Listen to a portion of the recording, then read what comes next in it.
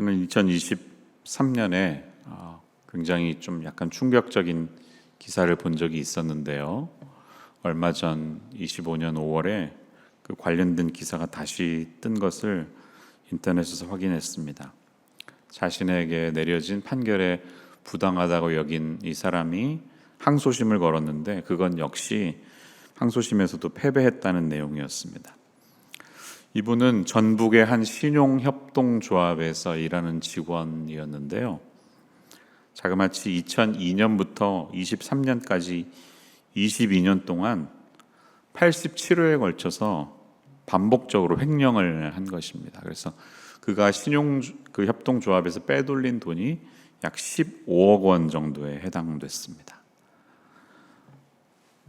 그런데 여기에 관련된 피해자들이 얼마나 분노했겠어요?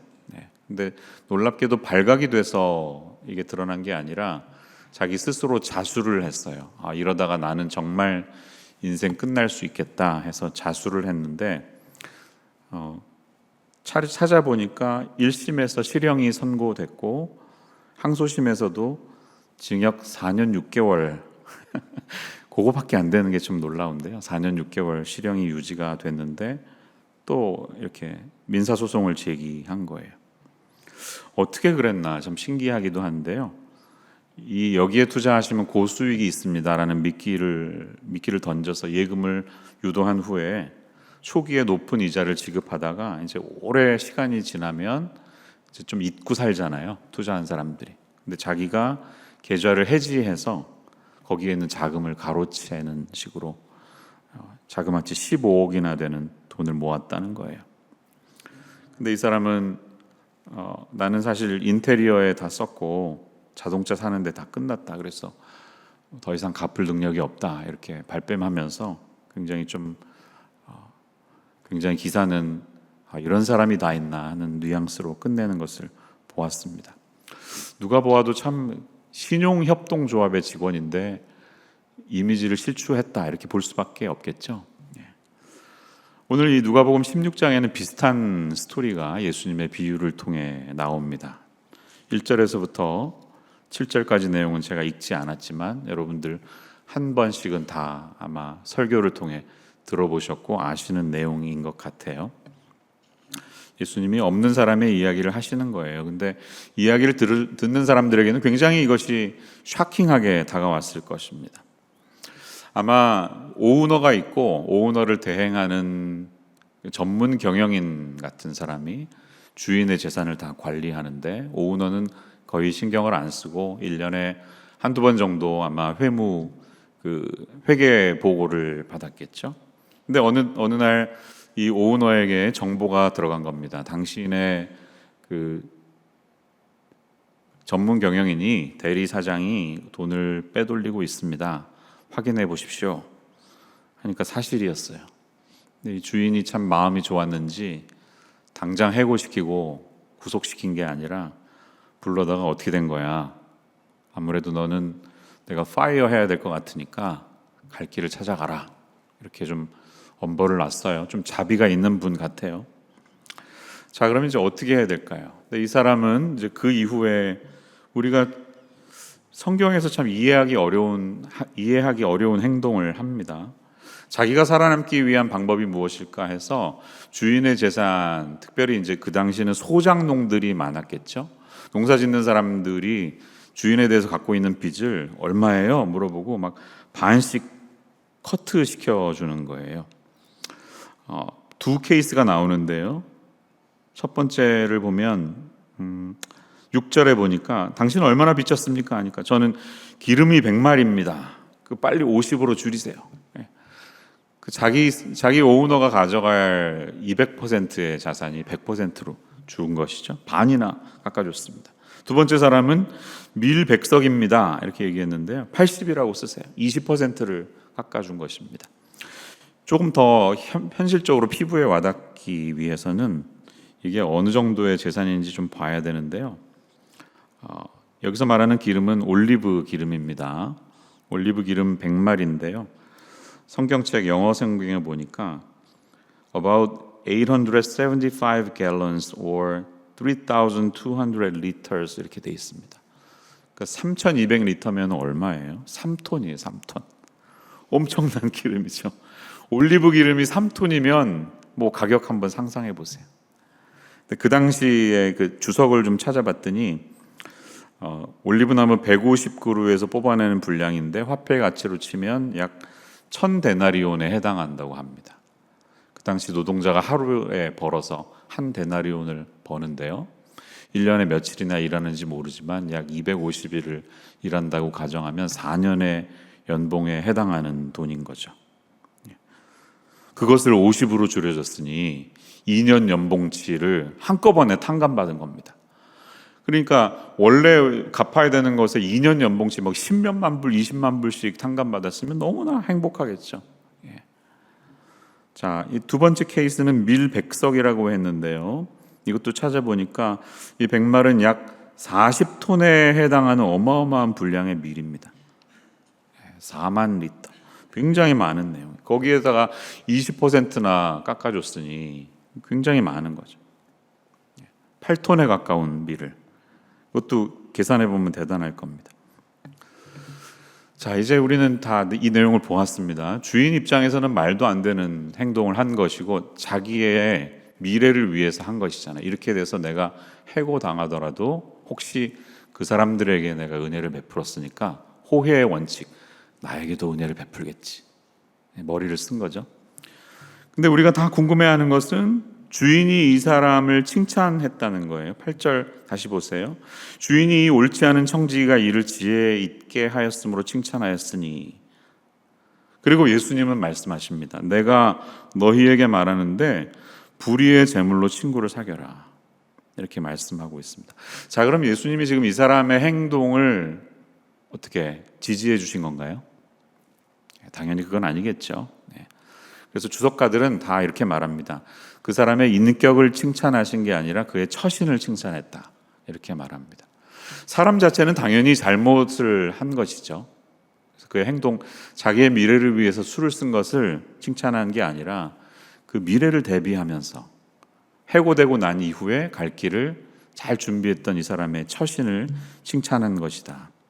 이렇게 주님도 말씀하시고 주석가들도 거기에 동의합니다. 자, 그러면 이 말씀을 어떻게 해석하고 어떻게 풀어가야 될지 참 논쟁이 많은데요. 저는 예수님이 이것을 불의의 재물이라고 말씀하셨고 그것으로 친구를 사겨라 하는 말씀을 깊이 우리가 마음에 품을 수 있으면 풀어갈 수 있는 답이라고 생각을 합니다. 예수님이 이 사람의 행동 그리고 그가 쓴 이 재물이라는 것을 칭찬한 것은 아니에요. 불의라고 분명히 윤리적으로는 잘못됐다고 말씀을 하셨습니다. 그러나 주어지는 그런 내게 있는 기회와 재물을 잘 썼다는 거예요. 그래서 자신의 미래를 준비했다는 것입니다. 오래전에 21세기 초반에 2000년대 초반에 한국의 김동호 목사님이 깨끗한 부자라는 책을 쓰신 적이 있어요. 혹시 보신 분 계시는지 모르겠습니다. 그 당시 저는 전도사였고 책을 많이 모을 때였기 때문에 봤는데요. 이 책이 굉장히 논쟁이 됐습니다. 그냥 한 권의 책으로 끝나지 않고 찬반 이런 논쟁이 계속 뭐 여러 그 아티클로 나오면서 몇 달씩 막 전개되면서 굉장히 좀 들썩들썩했어요.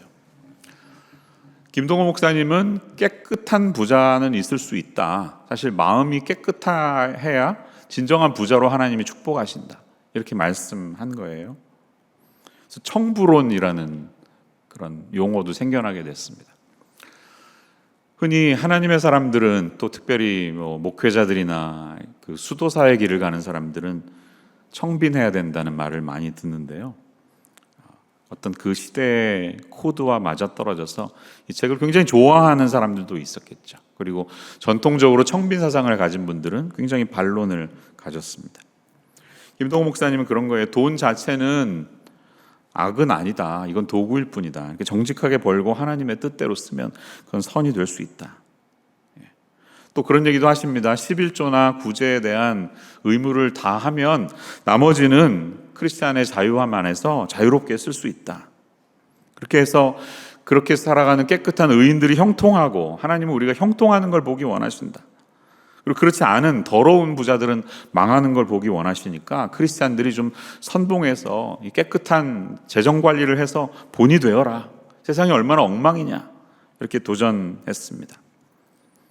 반대 입장에서는 이것은 기독교적인 큰 가치 자체를 이 돈이라는 일종의 미끼로 잘 커버한 것이다.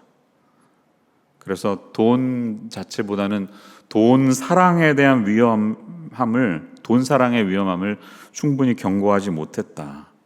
그리고 11조 이후에 나머지가 다 자기 것인 것처럼 생각할 수 있는 프리 티켓을 주었다. 그래서 나머지 10분의 9는 내 마음과 내 뜻대로 마음대로 소비해도 되는 그런 윤리적으로 나아갔다.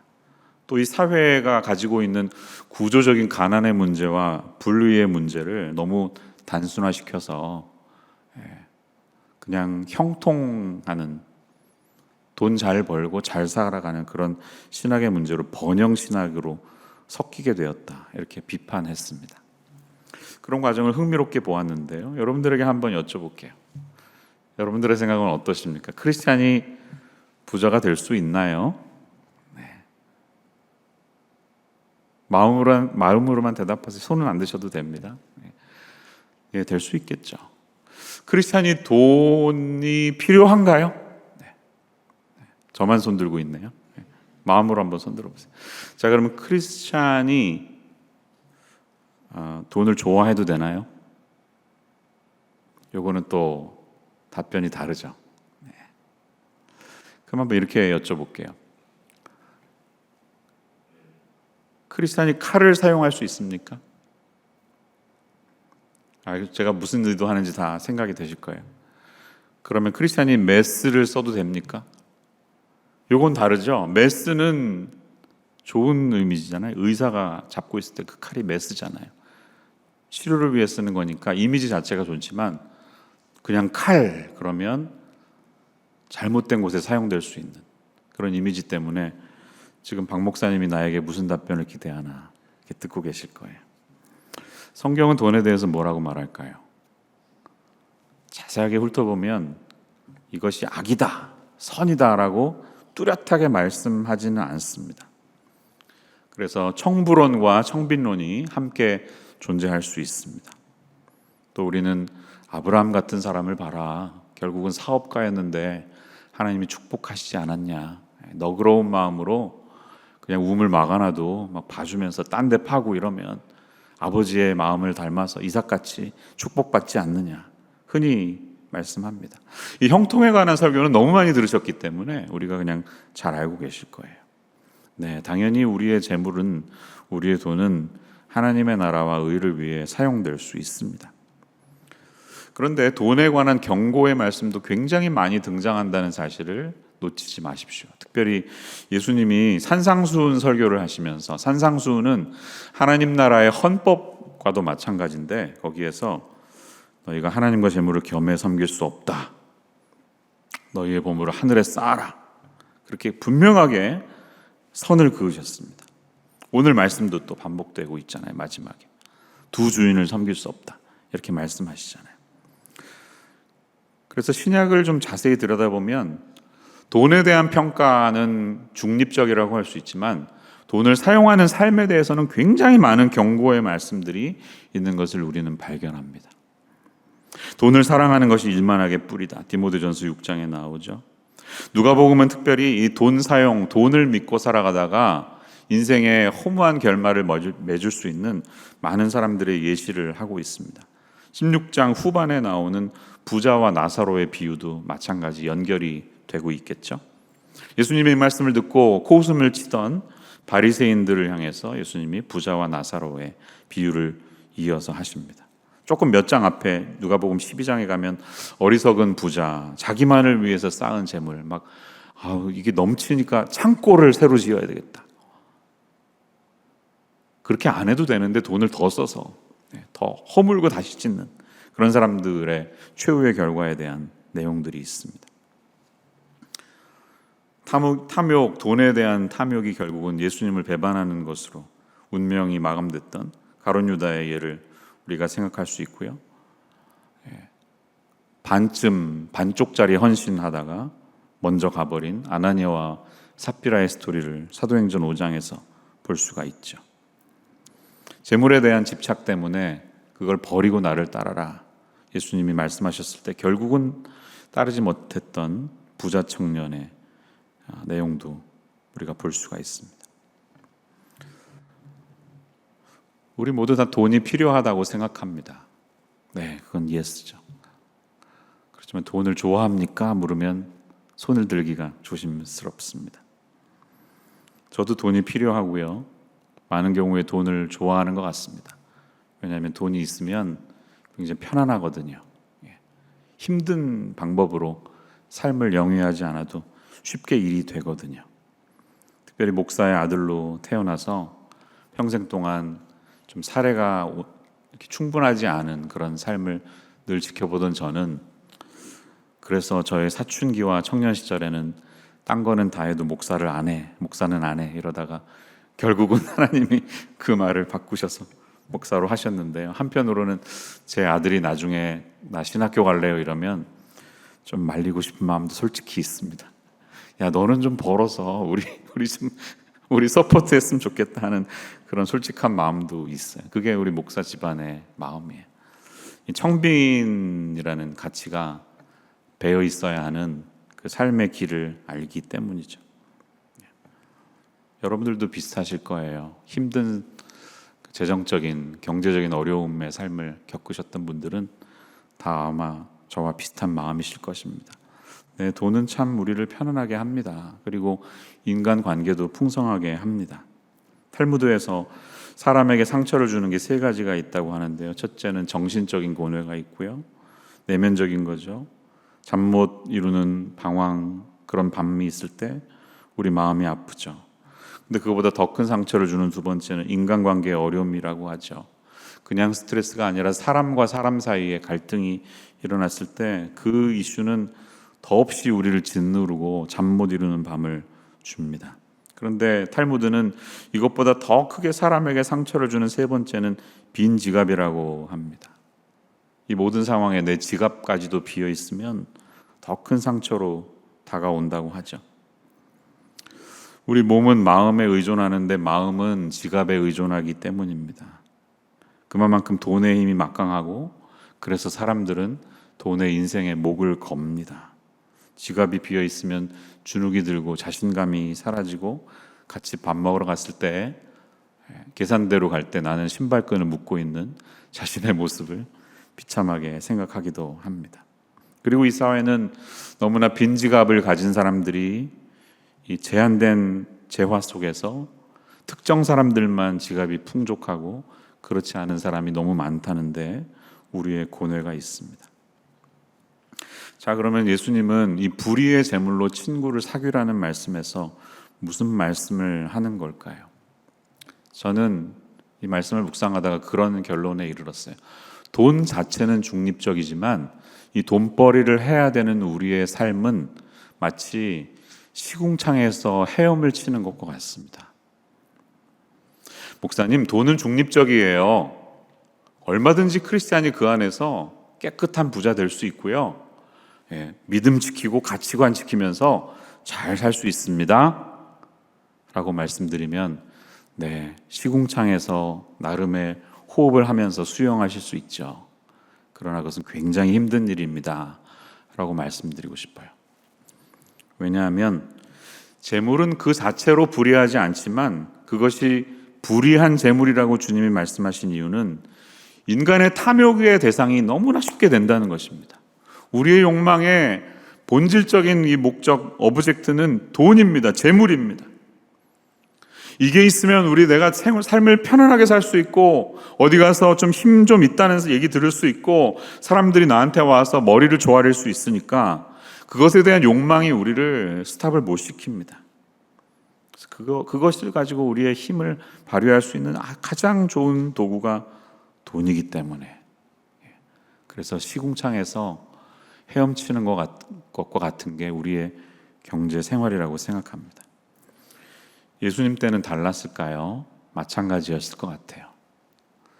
지금 우리가 이 시대의 불평등에 대해서 가진 사람과 그렇지 못한 사람들의 모순에 대해서 안타까워하는 것처럼 2000년 전에는 아마 더 했으면 더 했지 결코 덜 하지는 않았을 것입니다.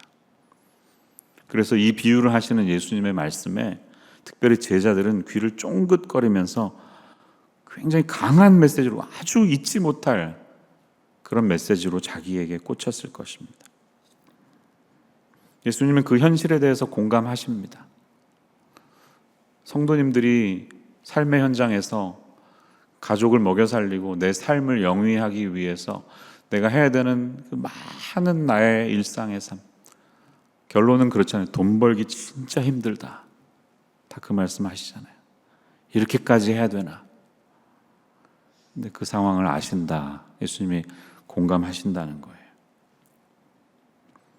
그래서 놀랍게도 여기서 사용된 재물이라는 단어는 헬라어를 보면 맘몬입니다. 맘몬. 네, 아람어인데요. 계속해서 사용되고 있어요. 어느 시절부터 사람들은 이 재물을 맘몬이라고 불렀습니다. 맘몬이 뭔지 아시죠? 오랜 세월부터 전해져 온 이 재물의 신, 돈의 신의 이름이었습니다. 그래서 이 단어 자체에 벌써 가치가 담겨 있어요. 결코 중립적이지 않다는 거예요. 맘몬을 우리가 섬기는 거예요. 맘몬을 위해 살아가고 있습니다. 이게 얼마나 힘든 일입니까? 그런데 놀랍게도 예수님은 이 불의의 재물 맘몬을 가지고 친구를 사귀라, make friends, 이렇게 말씀하고 있습니다. 이게 우리에게 주는 오늘의 도전입니다. 그래서 주님은 말씀하세요. 아니, 야, 믿지 않는 사람들이 너희보다 더 똑똑해. 이 전문 경영인이 자기가 모든 것을 잃고 해고될 상황을 알았고 또 스스로 그걸 판단하죠. 내가 무엇을 할까? 땅을 파자니 힘이 없고 빌어먹자니 부끄럽구나. 자기의 현실을 너무나 잘 아는 사람이었습니다. 인텔리로 살았기 때문에 노동 현장에 가봐야 하루 일하면 나가 떨어진다는 자신의 연약함을 아는 것이고요. 빌어먹고 살기에는 내 자존심이 허락하지 않는 현실 파악을 잘한 사람이었습니다. 이런 사람이 모든 것을 잃었을 때 자신을 맞아줄 사람들을 위해서 최선을 다해서 남의 돈이지만 그것을 은혜를 베풀어서 자기의 명예도 올라가지만 사실 이 주인의 명예도 올라갔을 것입니다. 아, 그 오너는 대단한 사람이야. 5년 동안 막 소작농으로 빚진 사람 막 3년씩을 깎아줬대.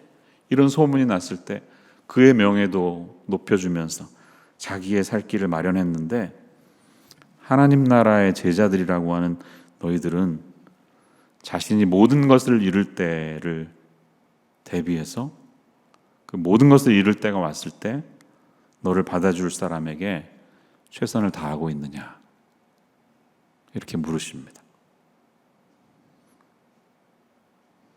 이것이 오늘 우리가 붙들어야 될 하나님의 말씀이에요.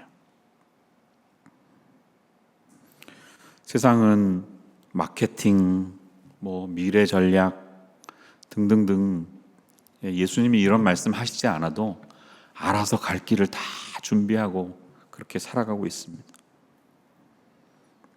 맥도날드가 어디에 맥도날드를 사서 짓는지 부동산 투자자들은 그것만을 본대잖아요. 맥도날드는 고기 파는 기업이 아니라 부동산 기업이라고 하잖아요. 땅 장사한대잖아요. 코스코가 한 곳에 코스코를 세울 때 그 인구 조사를 얼마나 세심하게 하는지, 특별히 아시안 계층의 인구를 조사하고 잠재 구매 고객들의 조사하는 것이 제일 정확해서 그런 말이 있어요. 코스코 짓는 근처에 가서 한인교회 가면 성공한다. 그렇게 말합니다. 미리 코스코가 다 준비해놨기 때문에 거기 가서 목회하면 된다. 한번 생각해 보세요. 지금 한인들이 있는 곳에, 집중되어 있는 곳에는 H마트가 있습니다. 코스코가 있습니다. 그런 거죠. 네. 이런 목표를 달성하기 위해서 밤늦게까지 일하고 준비하고 계산하고 원하는 것을 얻기 위해서 안 되면 설득까지 하면서 TV 프로그램에서 이걸 팔아야 된다고 이렇게 전략적으로 마음을 사면서까지 이렇게 그들은 애를 쓰고 있습니다. 그런데 지금 우리는 무엇을 하고 있냐 이거예요. 이 말씀을 좀 넓게 적용해 보면 불의의 재물은 단순히 우리의 지갑, 우리의 어카운트만을 말하는 것이 아닐 거예요. 세상은 어차피 불의의 재물들로 가득 차 있습니다. 공립학교를 걱정하시죠? 세상은 어차피 그런 불의한 공립학교입니다. 어차피 우리가 섬기는 회사의 기업들은요, 하나님 나라의 가치를 담아있는 기업은 없습니다. 이윤의 가치를 추구하면서 누군가는 막 뼈가 깎이는 정도로 갈아 넣어야 되고요. 그러면서 약육강식의 사회가 공존하는 그런 가차 없는 세상입니다. 어떻게 그런 기업들에게 이것이 하나님의 나라다, 아무리 프리 런치, 프리 디너 준다 해도요, 직원 복지 좋다 하더라도 그렇게 말할 수 없죠. 어차피 우리가 숨을 쉬고 살아가는 이곳은 불의의 재물, 불의의 공기업, 불의의 공립학교, 불의의 의료 시스템으로 가득 차 있는 그런 곳입니다.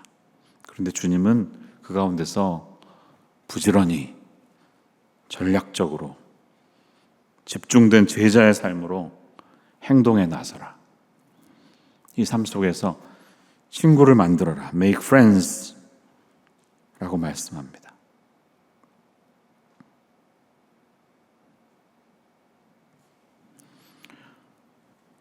제가 우리 교회 오기 전에 워싱턴의 DC 쪽에 2001년부터 16년까지 한 교회에 있었잖아요.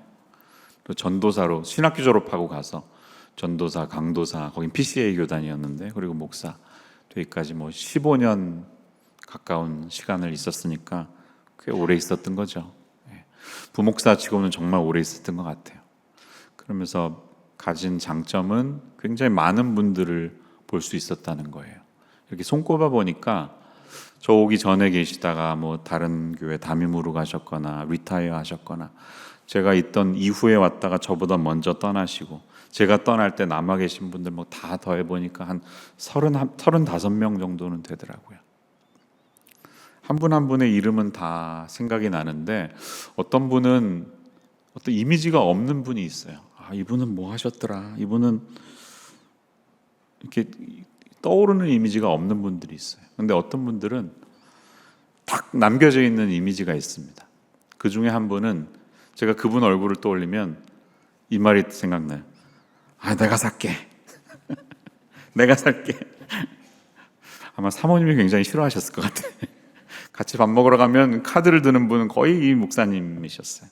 후배들 챙기려고 항상 이렇게 베푸는 것을, 아마 그게 본인의 삶의 동기였는지 모르겠어요. 내가 살게.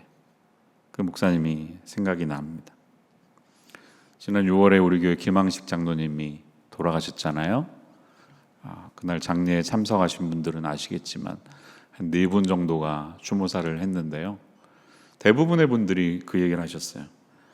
식당에 가면 나보다 먼저 와서 기다리고 있고, 계산하려고 체크를 받으면 벌써 이미 계산이 끝나 있었다고, 그런 말씀 하셨더라고요. 아, 장로님은 그렇게 사셨구나, 그런 생각을 해봤습니다. 재물뿐만 아니라 우리의 시간과 사랑과 관심을 자기 자신을 불리는 데 쓰지 말고 그것을 남에게 흘려보내실 때 하나님은 그것을 분명히 기억하시고 축복하실 것입니다. 먼 훗날에 우리의 삶이 다 끝났을 때 우리 모두 청지기로서 우리가 받았던 것들을 다시 하나님 앞에 회개보고해야 되는 그날이 올 것입니다. 여러분, 그때 어떤 마음으로 주님 앞에 서시겠습니까? 사람의 칭찬보다는 그 목사님 나한테 밥 사시던 분이야, 그것보다 더 중요한 것은 똑같은 재화, 똑같은 시간과 재물을 가졌는데 이 사람과 너는 어떻게 이렇게 다르니? 라고 하나님이 물으신다면 혹시 우리의 낯이 굉장히 뜨거워지고 부끄러워지진 않을까요? 그때를 기억하면서 오늘 이 말씀을 마음에 품고 기도의 자리에 나아가시기를 바랍니다. 돈은 참 좋은 건데요, 굉장히 무서운 겁니다. 우리도 모르는 사이에 이 돈의 노예가 되어서 살아가고 있습니다. 특별히 불경기가 되고 이러면서 점점 더 나의 지갑을 닫게 돼요. 남을 위해 섬기는 데는커녕 목사님 우리 애 지금 등록금도 없습니다. 이렇게 말해도 I understand. 저희도 마찬가지입니다. 그런데도 하나님은 너를 위한 삶을 위해 살지 말고 이 불의의 제물로 친구를 사겨라. 그리고 썩어서 없어질 것들, 다 사라지는 것들, 작은 것들, 불의한 것들에도 충성하는 사람이 그의 처신에 대해서 나의 이런 평가를 받았는데, 썩지 않고 영원하고 진정한 가치를 담고 있고 하나님이 기뻐하시는 그 가치, 하나님 나라의 원리와 그 나라를 확장시키기 위해 살아가는 너희의 삶은 얼마나 행복하겠니? 주님이 오늘 이 말씀을 통해 우리에게 도전하십니다. 그래서 한번 결단하시기를 바랍니다. 하나님, 우리 다 힘들지만 이 힘든 재화를 가지고 제가 아니라 타인을 위해 섬기겠고, 주님을 위해 섬기겠고, 복음을 위해 섬기겠고, 하나님의 나라를 위해 섬기게 하여 주시옵소서. 그래서 먼 훗날 주님 앞에 섰을 때 칭찬받는 주님의 종이 되게 하여 주시옵소서. 이런 말을 저와 여러분이 다 들었으면 좋겠습니다. 다 제한이 있습니다. 영원토록 마르지 않는 지갑을 가지신 분은 하나님밖에 없습니다. 우리 다 힘들어요. 그런데 그 지갑이 완전히 끝나버릴 때가, 영원한 것이 없으니까 이게 다 떨어질 때가 온다는 거예요. 지갑 가지고 있다가 갑자기 스트로크가 와서 하나님 나라 먼저 가셔야 되는 경우도 있을 수 있어요. 그때 무슨 말 듣겠느냐 이거죠. 지금부터 그 삶과 가치를 담아내면서 살아가는 우리가 되었으면 좋겠습니다. 짐 엘리어트 이야기를 제가 또 하지 않아도 너무 많이 들으셔서 잘 아실 거예요. 모르시면 한번 검색해 보시면 됩니다. 20세기의 미국의 순교자, 아메리칸 미셔너리 하면은 제일 먼저 떠오르는 사람이 짐 엘리어트 아닙니까? 제가 코스타 때문에 시카고 위튼 칼리지에 거의 매년 갔던 적이 있었거든요. 굉장히 많이 갔는데, 이제 집회를 시작하기 전에 먼저 찬양팀으로서 가면 항상 들리는 데가 있었어요. 그 위튼 칼리지에 본관이 있어요. 총장님이 사무실이 있는 곳인데 블렌차드 홀이라는 곳이에요. 딱 누가 봐도 딱 본관 같이 생겼습니다. 근데 거기 딱 들어가면 졸업생들, 아주 역사가 길잖아요. 졸업생들 중에 중요한 어떤 족적을 남긴 분들의 이름이 이렇게 펜널로 돼가지고 쫙 벽을 쫙 채우고 있어요. 어떤 사람은 이렇게 그림, 얼굴 사진도 돼 있고요. 그 중에 이 위튼 칼리지에서 제일 유명한 짐 엘리어트의 이름도 당연히 들어가 있는데요. 짐 엘리어트의 이름 옆에는 이렇게 십자가가 조그맣게 표시되어 있습니다. 그리고 짐 엘리어트뿐만 아니라 가끔씩 다른 사람들도 이 십자가가 적혀 있더라고요. 이게 뭔지 제가 궁금했는데 한 번은 이렇게 나오시는 직원을 만나가지고 물어봤더니 순교자들에게 칭하는 겁니다 말씀하시더라고요. 그는 정말 순교당했죠. 예상치 못한 삶으로. 하버드 대학에 갈 수 있는 실력인데 위튼에 가서 존경받는 지성인 남자 4명이 한순간에 순교당했기 때문에 그 당시 굉장히 아주 그냥 떠들썩했던 사건이었죠. 짐 엘리어트는 유명한 이유가 또 있는데요. 그가 남긴 글이 많습니다. 짐 엘리어트의 노트가 사이버 공간에도 많이 떠돌아다니면서 어록들이 존재하는데요. 그 중에 가장 유명한 어록은 이것입니다. 여러분이 보시는 사진은 그의 노트의 일부인데요. 중간에 보면 10월 28일 어느 날 자기 노트에 적은 거예요. One of the great blessings of heaven is the appreciation of heaven on earth. Efficient truth. 이렇게 적고요. 그 다음에 이렇게 빨간 줄을 걷어요. He is no fool who gives what it cannot keep to gain that which it cannot lose. 그리고 누가복음 16장 9절을 따옴표로 적었습니다. 이 말이 아마 짐 엘리어트가 남긴 제일 유명한 말이죠. 직역해 보면 어떨까요? 자기가 도저히 잃어버릴 수 없는 것을 얻기 위해서 자기가 간직할 수 없는 것을 기꺼이 포기하는 사람은 결코 바보가 아니다. 이 말씀을 묵상할 때마다 저는 짐 엘리어트와 그의 이 단어, 그의 어록을 생각합니다. 기도하겠습니다. 하나님, 저희가 살아가는 삶에 참 모순도 많고 탐욕도 많고 시궁창과 같이 좀 더러운 세상이라서 크리스찬으로서 저희의 가치를 잘 담아서 삶을 산다는 것이 쉽지 않습니다. 예수님은 그것을 아시고 공감하시고 그러나 우리에게 그 불의의 제물로 친구를 사귀라고 오늘 말씀하십니다. 이 말씀이 오늘 이 저녁 말씀을 듣는 어떤 성도님, 시궁창과 같은 현실 속에서 헤엄치면서 크리스찬의 크리스찬됨을 고민하는 누군가에게는 하나님의 음성이 되게 하여 주시고 하나님의 격려가 되게 하여 주시고 하나님의 비수와 같은 말씀이 되게 하여 주시옵소서. 영원한 것을 얻기 위해서 결코 내가 간직할 수 없는 것을 기꺼이 포기하는 사람은 결코 바보가 아닙니다. 그 말씀을 기억하며 이 말씀을 실천하며 살았던 누군가의 삶처럼 저희들의 삶도 주님 앞에서 그러한 인생 되게 하여 주시옵소서. 예수님 이름으로 기도합니다.